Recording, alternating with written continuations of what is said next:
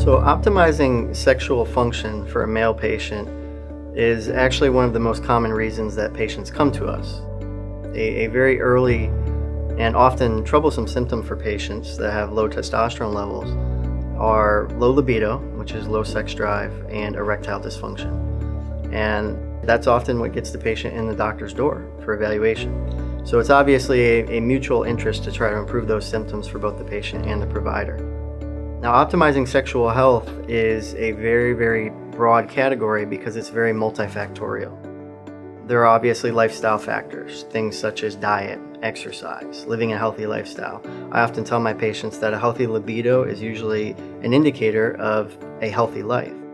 Aside from lifestyle factors, there's also other factors such as other medical treatments, medications that they may be taking that may be having side effects with regards to their sex drive or their erectile function.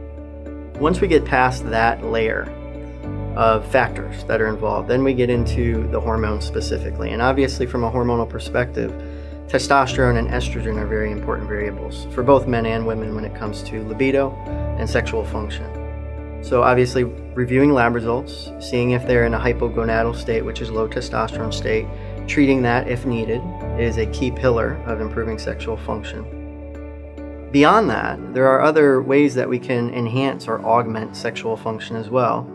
Most patients are aware of the PDE5 inhibitors, as they're called, which are essentially Viagra, Cialis, and so forth, the medications in that class. We work with some preferred compounding pharmacies that offer very unique forms of those medications. One of my favorites are the troches and the ODTs, the oral dissolvable tablets.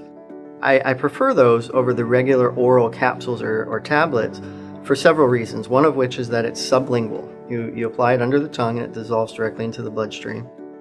It's typically a more rapid absorption, and you avoid having it pass through the GI tract and minimal absorption that can sometimes occur through that route.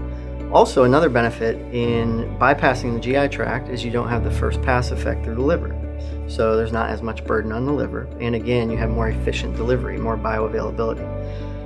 Another huge benefit, especially from a patient perspective, is cost.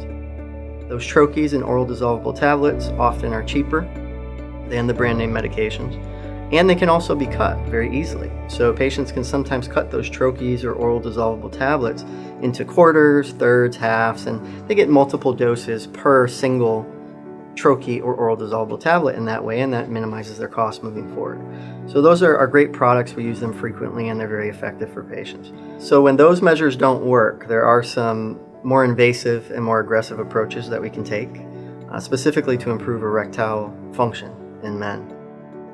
Those options are what we call ICI, or intracavernosal injections. These are injections that are actually administered by the patient, self-administered, in the corpus cavernosum, which is the spongy erectile tissue of the penis. Typically administered with a very tiny insulin syringe.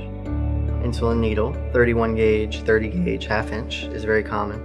Minimally painful injection, usually relatively painless in fact, and often very effective when the other measures fail. Options in this category include bimix, trimix, and quadmix. We use these only when needed, when other options fail for patients, but when they are needed, they're often very effective.